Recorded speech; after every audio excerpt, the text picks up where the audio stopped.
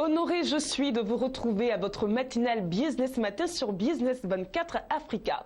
Bien le bonjour à vous et merci d'avoir choisi ce programme pour démarrer votre journée. Au-delà des informations que nous vous distillons et bien sûr des thèmes intéressants que nous abordons à cette émission, n'oubliez pas que vous avez la possibilité de promouvoir vos produits et services et bien sûr vos activités socioculturelles à cette émission. Alors n'hésitez pas à nous faire confiance en nous joignant aux différents numéros qui s'affichent au bas de vos petits écrans. Nous nous autorisons ce petit répit et nous nous retrouvons tout juste après ce qui suit.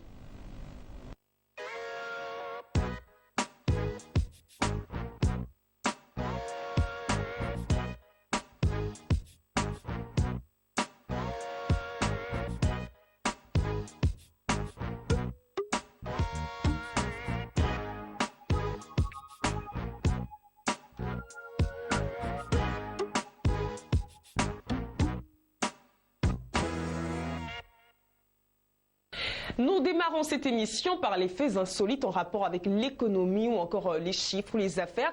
Et pour en parler, nous avons sur ce plateau Monsieur Manassé Kofi qui est journaliste. Bonjour. Bonjour. Comment allez-vous? Ça va très bien, chez vous? Ça va très bien. Alors, comme je l'ai dit, nous parlons donc de faits insolites. Nous allons démarrer par un classement Forbes des hommes les plus fortunés du monde. Ça, c'est peut-être pas insolite, mais quand même, les chiffres vont nous faire vibrer, n'est-ce pas? Effectivement. Voilà, dans le monde vraiment des milliardaires, nous avons vu véritablement un nombre accru de milliardaires ces dernières années, Oui. avec le célèbre Bill Gates qui a augmenté son capital, qui est passé de plus de 3,2 milliards. De dollars? De dollars, s'il vous plaît. Et Donc c'est l'augmentation de 3,2 milliards de dollars. Et sur son capital. Sur son capital. Personnel, enfin, sur sa fortune personnelle. Sa fortune personnelle, Très qui est bien. désormais à 79,20 milliards de dollars. Waouh, waouh, waouh, ça fait Voilà. vibrer. Donc juste après, nous avons le Mexicain, Carlos Slim, voilà, qui intervient dans le monde des télécoms. Voilà. Et ensuite, Warren Buffett, l'Américain. Et donc en 10e position, nous avons la Française Liliane Bettencourt. Ah, Voilà. Liliane Bettencourt. Liliane Bettencourt. Malgré tout ce qui a pu se passer avec la justice, je pense qu'elle est en bonne position. Voilà, elle est quand même en bonne position. En très bonne position même. Oui, oui, en très bonne position. Et ce que nous remarquons de particulier, c'est que nous avons le bond extraordinaire réalisé par la fortune de Warren Buffett, qui a augmenté son capital de plus de 14,5 milliards De dollars cette année. Voilà, vous voyez, en un an, c'est-à-dire quand vous prenez de l'année dernière jusqu'à cette année, il a réalisé une augmentation de 14,5 milliards de dollars. D'accord, et lui, il exerce dans le domaine des bourses, c'est ça? Voilà, il exerce un peu, son entreprise est appelée Berkshire Hathaway Incorporate. Et donc, vous voyez un peu que dans le cadre réellement, nous voyons une augmentation, c'est-à-dire le monde des affaires bouge réellement. Donc, il faut qu'on s'y mette parce que, oui, dans peu de temps, il faut que mon nom soit marqué dans ce classement. Voilà, oui, exactement. et le vôtre aussi, ne vous inquiétez pas, vous en faites partie, si vous le voulez bien. Effectivement. Très bien, on passe à un autre fait. Nous parlons à présent restauration.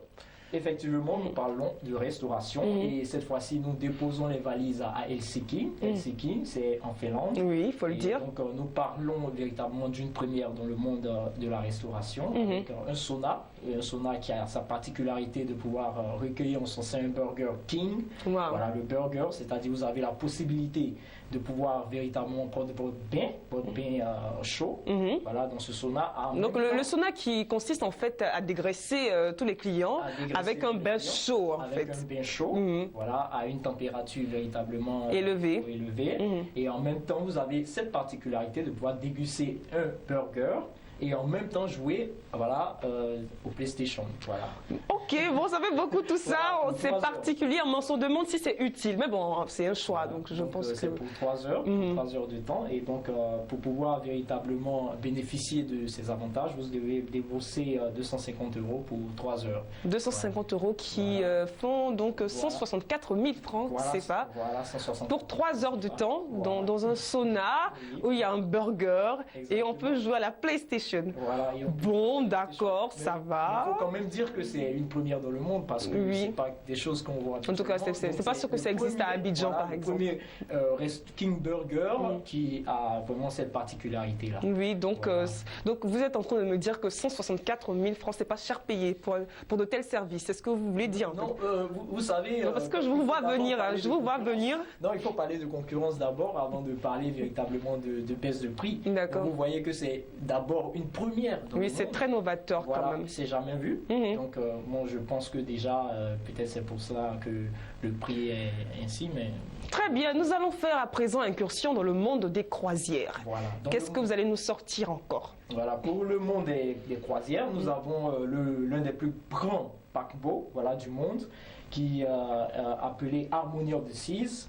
Voilà, c'est pratiquement une ville flottante de 16 ponts et qui a sa particularité de pouvoir avoir ou accueillir en son sein près de 6780 passagers avec 2100 membres d'équipage. C'est titanesque. Voilà, c'est titanesque. Donc je pense que vous comprenez le rapprochement. Exactement, voilà, donc vous voyez un peu, voilà cette particularité avec ce paquebot, voilà, donc à vous les billets, voilà, pour cet été certainement. Oui, cet été, oui, je crois que ça c'est un terme qui se rapporte à l'Occident ici, c'est pas l'été du tout, je crois qu'il y a plus de pluie que de soleil. Mais je pense que quand même, il y a des Africains qui réussiront quand même à... Oui, forcément, certainement. Voilà, donc... Voilà. Très bien. Alors, dernier fait, on parle à présent de banque alimentaire. Voilà. C'est tout nouveau, en tout cas pour moi, parce que quand on parle de banque, on pense surtout aux sous. Et quand on parle d'aliments en relation avec la banque, moi j'aimerais tout en savoir, c'est sûr que les téléspectateurs aussi. Effectivement, voilà, et cette fois-ci, nous allons bouger juste un peu dans l'Europe et déposer les valises en France. C'est à Aisne. Voilà, un département dans les Alpes françaises, Rhône-Alpes. Nous avons, avec la nouvelle loi anti-gaspillage, voilà, le département de Rhône-Alpes-Aisne, c'est-à-dire précisément, ils ont décidé véritablement d'augmenter voilà, un pourcentage de tonnes de produits alimentaires qu'ils avaient l'habitude de fournir aux plus démunis. Voilà, et donc, ils vont passer désormais de 800 tonnes qu'ils avaient l'habitude de donner. Voilà, ils comptent augmenter le capital avec cette loi anti-gaspillage voilà, de plus de 300 tonnes. Donc, si je comprends bien, c'est le surplus des aliments consommés donc, par les citoyens qui est reversé en fait aux démunis. Aux démunis et dans un espace un peu de date limite de consommation de 48 heures voilà, pour ces démunis, cette personne-là, pour pouvoir véritablement s'alimenter. C'est vraiment une machine qui tourne sans s'arrêter parce qu'il faut veiller à ce que les aliments qui sont redistribués ne sont pas périmés. Exactement, mais quand même, c'est quand même à saluer parce que ce n'est pas des aliments aussi qui sont déjà avariés, qui sont donnés à ces populations-là. Donc c'est quand même à saluer. Donc c'est une banque alimentaire qui existe dans ce département et qui permet véritablement à tous ces démunis-là de pouvoir véritablement bénéficier du surplus alimentaire des populations. Et pas seulement surplus, puisque bon, véritablement, on peut dire que c'est quand même dans le domaine de l'humanitaire, c'est quand même à saluer.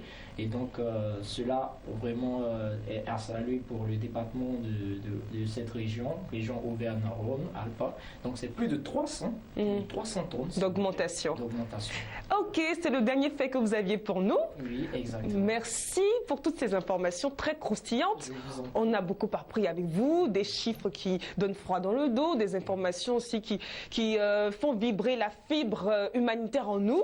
Bah, merci, on a fait... Moi, j'aimerais quand même que ce genre de choses soit appelé un peu à l'initiative des Africains pour véritablement mettre en œuvre ce genre de choses, des banques alimentaires qui permettront aux populations de pouvoir véritablement, aux populations les plus nécessiteuses, de pouvoir bénéficier un peu des surplus alimentaires des plus aisés. Et cela quand même est une œuvre humanitaire vraiment à saluer. Moi je pense que c'est des choses à encourager ici en Afrique, étant donné que nous les Africains n'avons pas véritablement tous les moyens comme les Occidentaux. Autosuffisance alimentaire, non, pas encore, on n'y est pas. Donc effectivement, vous faites bien de saluer ce genre d'initiative.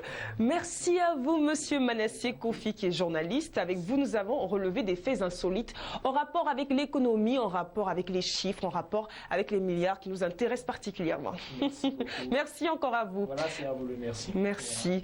Nous allons tout de suite aborder la deuxième phase de cette émission. On se retrouve tout juste après ce qui suit.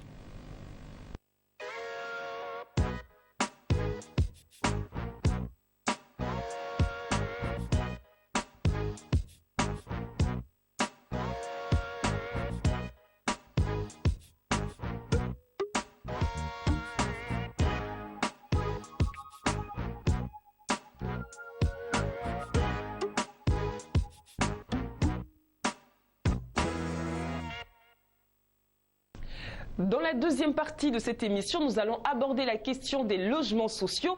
Et pour en parler, nous avons sur ce plateau Monsieur Oussou Jean-Claude, qui est comptable en exercice et par ailleurs financier de formation. Bien le bonjour à vous. Comment allez-vous?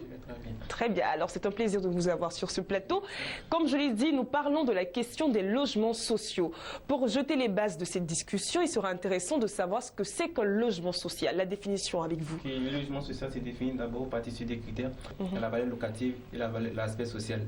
L'aspect social pour indiquer les personnes qui peuvent souscrire, qui peuvent avoir accès à un logement social. Et la valeur locative pour montrer comment est-ce que le souscripteur peut payer ou bien rembourser qu'on appelle la valeur de cette maison. Alors si un particulier décide de construire un logement et qu'il permet donc aux usagers de les louer à moindre coût, est-ce qu'on peut parler de logement social? Non, parce qu'il ne remplit pas les critères du logement social. Les critères sont d'abord, il y a le financement doit se faire soit par subvention, mais l'idée doit venir d'abord par l'État. C'est ce qui est un peu plus connu, un peu plus dans le monde entier. Très bien. Alors, qui peut obtenir un logement social? Le logement social peut être...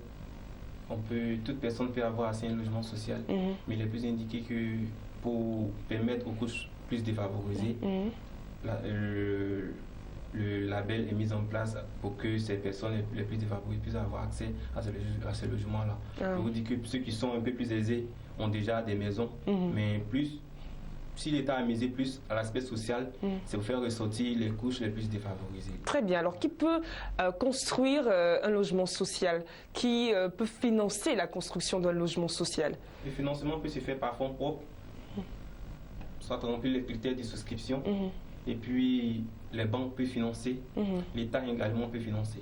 On a remarqué de plus en plus ces dernières années que les banques sont de plus en plus réticentes quant au financement des logements sociaux. Quelles en sont les raisons selon vous? Les raisons sont parties d'abord de la crise financière de 2008, qui est partie sur la base de ces prêts, qui sont les prêts hypothécaires. Donc le fait qu'a connu ces banques avec la crise financière les met face à une situation où ils sont obligés de faire un choix, soit partir sur la base de filiales, c'est-à-dire permettre à des entreprises une maison financière qu'ils ont créée de pouvoir financer, c'est pouvoir financer plutôt ce qu'on appelle les logements. Donc les banques financent indirectement les logements sociaux. Voilà. Très bien.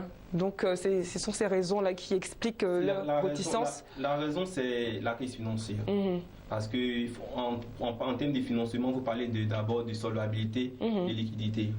La liquidité, c'est plus à court terme. Si le souscripteur peut rembourser les échéances en fin de mois, mais soit à long terme, est-ce que le souscripteur peut payer qu'on appelle le logement? On va d'abord sur ces deux bases-là. S'il n'arrive pas à remplir d'abord le premier critère, du coup, il n'a pas de liquidité. Et ça fait que les banques, en termes de taux de confiance, en Afrique, ce n'est pas aussi comme en Occident ou dans d'autres pays. Très bien. Il y a différentes catégories de logements sociaux. Quelles sont-elles? Les différentes catégories de logements, il y en a trois. Il y a le logement social pour les couches défavorisées. Il y a le logement économique pour ceux qui sont un peu plus. Il y a le logement de haut standing pour les personnes les plus aisées. Très bien. Quelle est la différence, ou du moins, quelles sont les différences entre ces trois catégories de logements sociaux? Alors, la différence se situe au niveau des coûts d'acquisition de ces logements. D'accord. Pour les logements sociaux, la valeur du coût d'acquisition de ce logement est entre 5 à 10 millions. Et pour les logements économiques, de 10 millions à 20 millions. Et puis au-delà des 20 millions, ce sont les logements au standing. Très bien. Alors pour le citoyen lambda, quel est l'avantage d'avoir accès à un logement social? L'avantage est que au niveau du loyer, parce que c'est cet aspect qu'on parle du logement social, parce que là on fait ressortir l'aspect locatif et le coût, le loyer que doit payer normalement le citoyen est en deçà de la normale. Exactement. Voilà, donc du coup, il y a ce petit côté-là où il y a un gain. Il n'est pas si petit, je pense que c'est vraiment très avantageux parce que les gens se plaignent de plus en plus du coût élevé donc, des locations de maisons. Donc si on a la possibilité d'avoir un loyer peu cher, on dit alléluia, n'est-ce pas? Très bien. Il y a aussi d'autres avantages. Il y a le fait qu'on puisse acquérir définitivement le logement, oui. Et puis ça vient qu'on en quelque sorte sur le plan de bénéfique aux enfants, aux héritiers, pour un acte notarié, parce que ça rentre dans les critères de souscription. Il faut connaître un peu plus ou moins les personnes qui seront les descendants du souscripteur. Là, on va parler des héritages. D'accord. Aussi, le souscripteur n'est plus. Les enfants peuvent bénéficier de cette maison. Alors, comment constituer une demande de souscription à un logement social? Pour les conditions, c'est très simple. D'abord, il faut se rendre au centre qu'on appelle au CEFAL. Au CEFAL pour la Côte d'Ivoire, mais je veux dire en général, quels sont les... soit l'agent immobilier, voilà, payer, remplir le dossier de souscription, payer en question une partie de la valeur locative, de la valeur de la maison. Alors, comment constituer une demande de souscription à un logement social? Pour constituer une demande de souscription à un logement social, d'abord, il faut se rendre sur l'agent immobilier agréé par le gouvernement. C'est la condition qu'il faut vérifier pour ne pas se faire gruger, on peut dire. Justement, j'allais en parler. On a vraiment suivi des cas de désagrément connus par les souscripteurs parce qu'ils ont eu affaire à des agences immobilières fictives. Justement, comment s'assurer de l'authenticité de l'agence immobilière que nous avons en face de nous? D'accord. Tu as la possibilité de constituer la liste des agents immobiliers agréés par l'État. C'est une plateforme bien définie. Et puis après, ça va constituer, payer les frais de dossier. Très bien. Et puis verser un montant de moins 10% de la valeur du bâtiment. Donc quand on a un petit doute, il est important de se renseigner davantage sur l'agence immobilière. Très bien. Alors, je pense que nous avons fait le tour de la question. Un dernier mot à l'endroit de nos téléspectateurs concernant les logements sociaux. D'accord. Pour quelques conseils, il faut d'abord vérifier. Avant d'aller souscrire, il faut vérifier d'abord si l'agent immobilier est agréé par le gouvernement.